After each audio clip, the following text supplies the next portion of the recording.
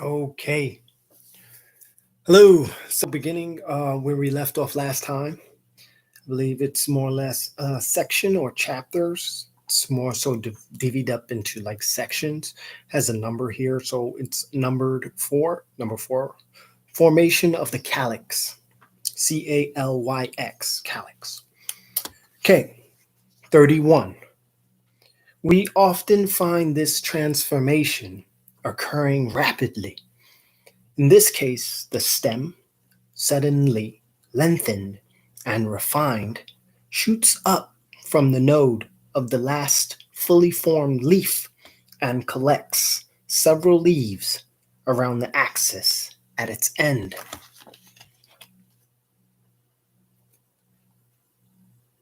"32. The leaves of the calyx are the same organs that appeared previously as the leaves of the stem now. However, they are collected around a common center and often have a very different form. This can be demonstrated in the clearest way possible." There's a figure 5 here, right here, figure 5.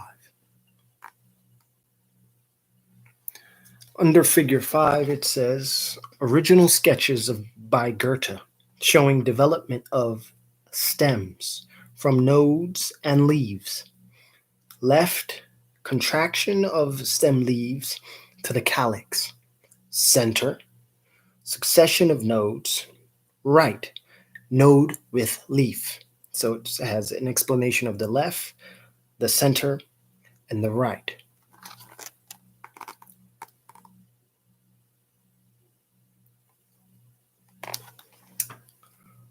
Let's continue. 33. We already noted a similar effect of nature in our discussion of the cotyledon, Cotyledon.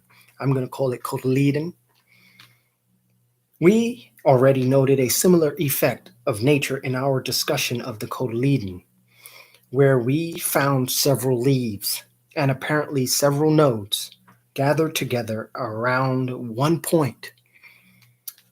As the various species of pine develop from the seed, they display a rayed circle of unmistakable needles that, unlike other cotyledons, are already well developed.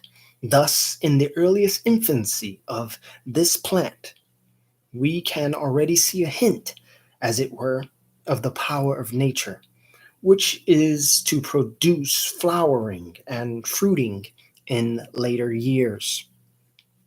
Then there's in image 9 here.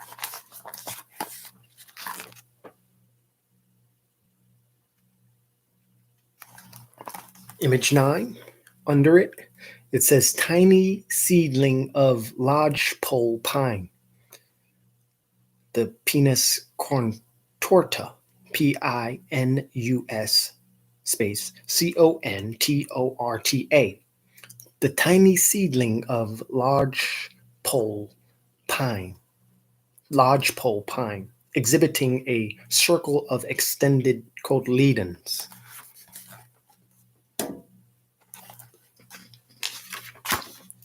"34.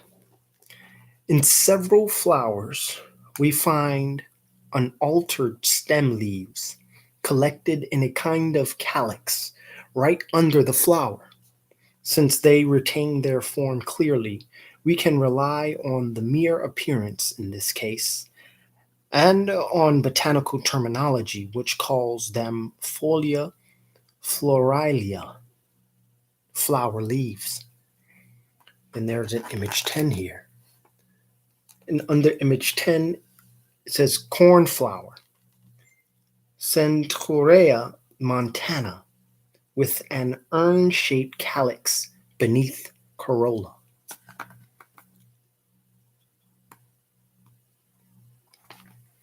On the adjacent page, image 11, Thai delight, Bougainvillea,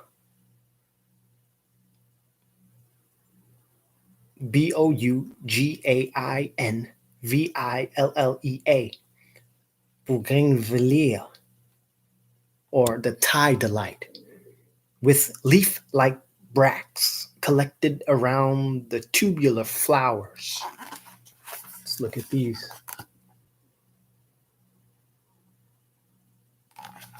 Okay. 35. We must now turn our attention to the instance mentioned above, where the transition to flowering occurs slowly as the stem leaves come together, gradually, transform, and gently steal over, as it were, into the calyx. This can be observed quite clearly in the calyxes of the compositate, especially in sunflowers and the candulas. Here's a picture, an example of a sunflower. And under this picture, it says, stem leaves and calyx of the sunflower. The Helianthus annuus. Helianthus annuus. 36.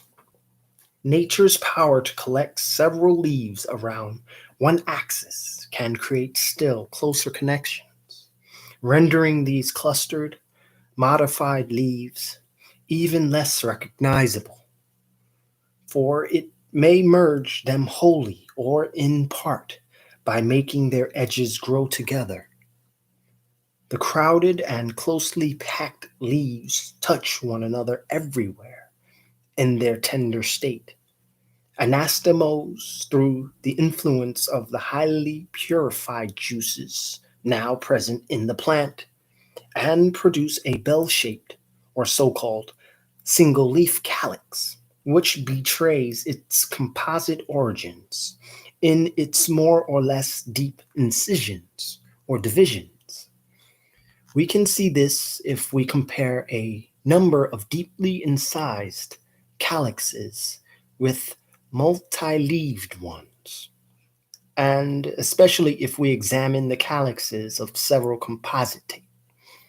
Thus, for example, we will find that the calendula calyx. Thus, for example, we will find that a calendula calyx, noted in the systematic descriptions as simple and much divided, actually consists of many leaves grown into one another and over one another, with the additional inclusion, so to speak, of contracted stem leaves, as noted above,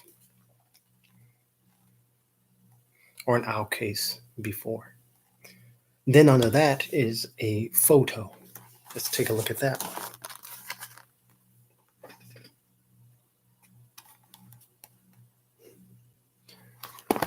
That is a photo, image 13, calyx of pot marigold. The calendula officinalis. The calendula officinalis. The calyx of pot marigold.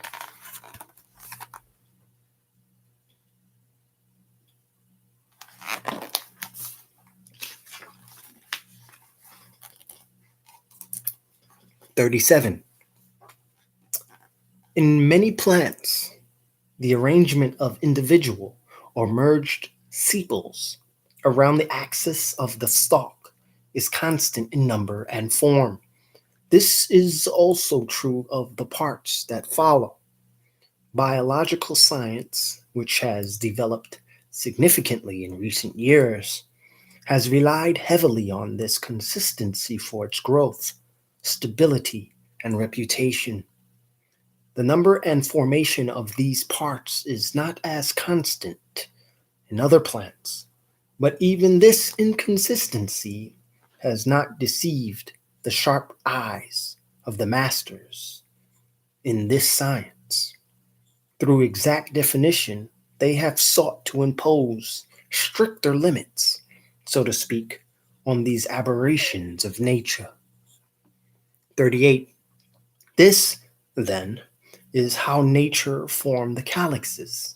It collected several leaves, and thus several nodes, around a central point, frequently in a set number and order. Elsewhere on the plant, these leaves and nodes would have been produced successively and at a distance from one another. If excessive nourishment had hampered flowering, they would have appeared in separate locations and in their original form. Thus, nature does not create a new organ in the calyx. It merely gathers and modifies the organs we are already familiar with, and thereby comes a step closer to its goal. 5. Formation of the corolla. 39. We have seen that the calyx is produced by refined juices created gradually in the plant itself. Now, it is destined to serve as the organ of a further refinement. Even a simple mechanical explanation of its effect will convince us of this. For how delicate and suited for the finest filtration must be those tightly contracted and crowded vessels we have seen. 40. We can note the transition from the calyx to the corolla in several ways. Although the calyx is usually green like the stem leaves, the color of one or another of its parts often changes at the tip, edge, back, or even on the inner surface of a part where the outer surface remains green.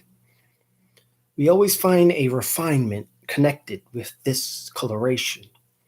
In this way, ambiguous calyxes arise that might equally well be called corollas.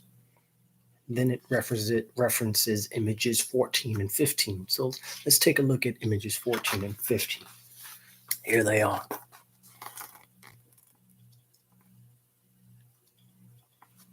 14, 15. On the image 14, calyx and corolla of Coreopsis, Coreopsis, Coreopsis grandiflora, displaying both green and more refined golden sepals. Image 15, corolla of Coreopsis grandiflora.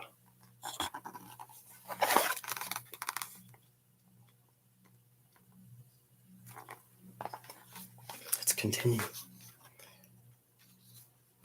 41. In moving up from the seed leaves, we have observed that a great expansion and development occurs in the leaves, especially in their periphery, from here to the calyx. A contraction takes place in their circumference. Now we note that the corolla is produced by another expansion. The petals are usually larger than the sepals.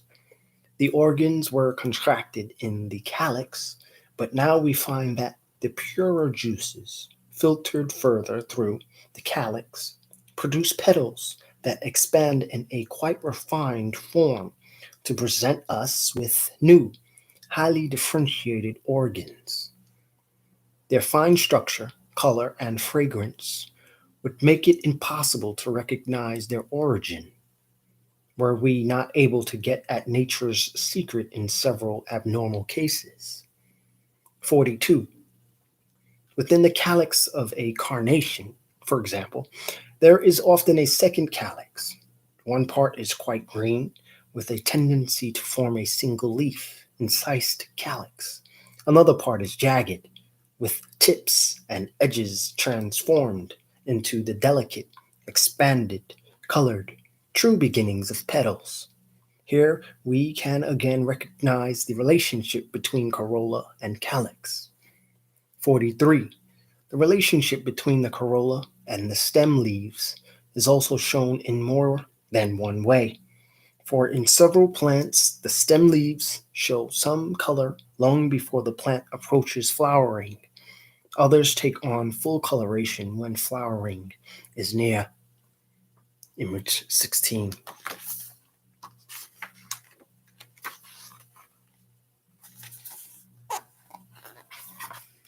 Image 16. Under that, it says bee balm, Monarda, didyma, Monarda space Didyma, Monarda, didyma, bee balm, showing advancing coloration in stem leaves. This individual also displays a second flower emerging from within the first.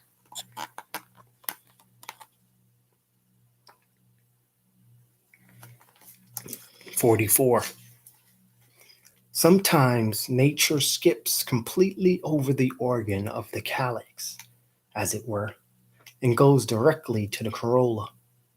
We then have the opportunity to observe how stem leaves turn into petals. Thus, for example, an almost fully formed and colored petal often appears on tulip stems. It is even more remarkable when half of this leaf is green and attached as part of the stem, while its other, more colorful half rises up as part of the corolla, thereby dividing the leaf in two.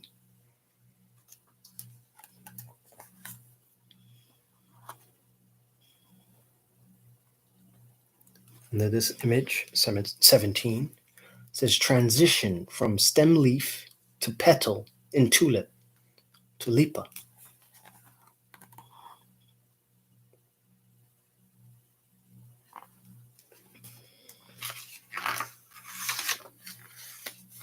(45) It is probable that the color and fragrance of the petals are attributable to the presence of the male germ cell.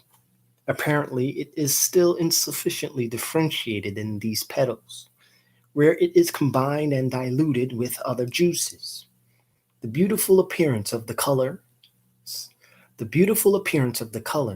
leads us to the notion that the material filling the petals has attained a high degree of purity, but not yet the highest degree, which would appear white and colorless.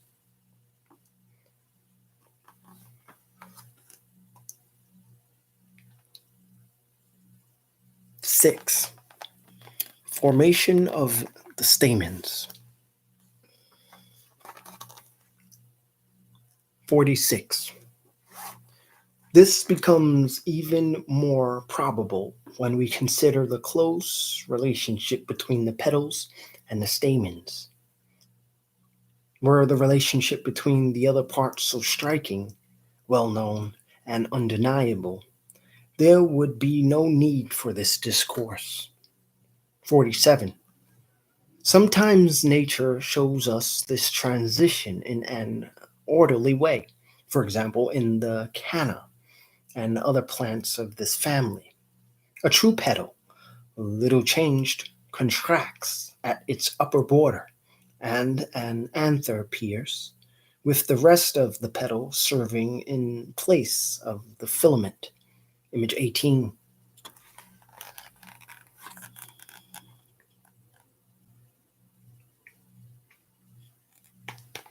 Under this it says canna ex generalis, with an anther arising from contracted petal.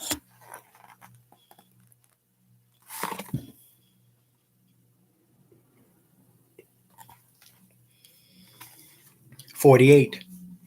In flowers that frequently become double, we can observe every step of this transition. Within the fully formed and colored petals of several rose species, there appear others that are partly contracted in the middle and partly at the side. This contraction is the result of a small thickened wale that somewhat resembles a perfect anther. The leaf, likewise, begins to assume the simpler form of a stamen. images 19 and 20. Let's check those out.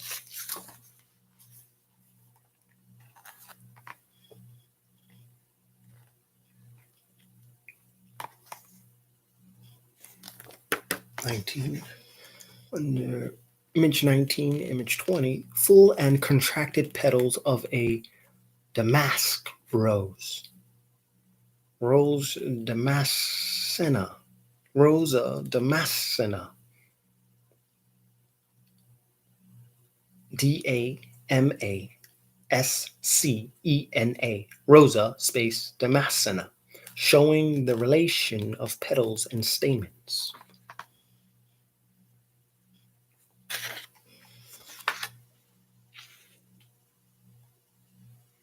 In flowers that frequently become double, we can observe every step of this transition within the fully formed and colored petals of several rose species. There appear others that are partly contracted in the middle and partly at the side. This contraction is the result of a small thickened wale that somewhat wale or wale, W-A-L-A, wale, like the hip hop artist. This contraction is the result of a small thickened wale that somewhat resembles a perfect anther. The leaf likewise begins to assume the simpler form of a stamen, images 19 and 20. In some double poppies, fully formed anthers rest on almost unaltered petals in the corolla, which is completely double. In others, the petals are more or less contracted by anther-like wales. Then it references images 20 through 24 to exemplify this point. The point being, in some double poppies, fully formed anthers rest on almost unaltered petals in the corolla, which is completely double. In others, the petals are more or less contracted by anther-like wales. So let's see images 20 through 24.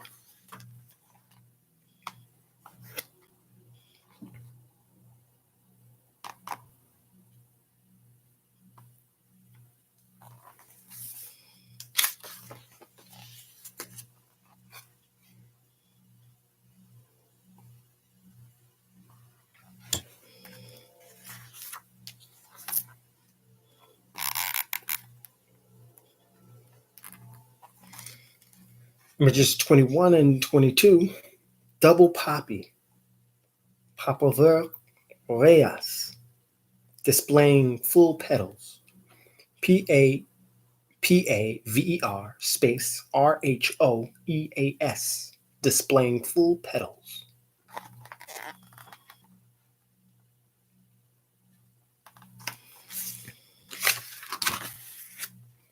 Image 23 and image 24, double poppy, Papaver Atlantium, Papaver Atlantium, with partially contracted petals, double poppy with partially contracted petals. Let's continue. 49.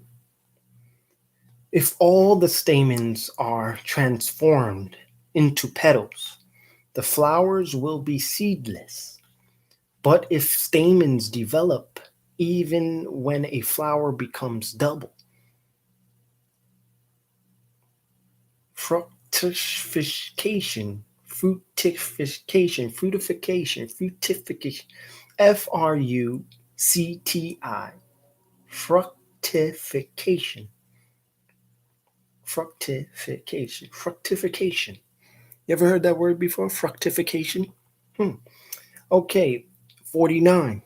If all the stamens are transformed into petals, the flowers will be seedless. But if stamens develop even when a flower becomes double, fructification may occur. Thus, a stamen arises when the organs, which earlier expanded as petals, reappear in a highly contracted and refined state. This reaffirms the observation made before. We are made even more aware of the alternating effects of contraction and expansion by which nature finally attains its goal. Figure 6.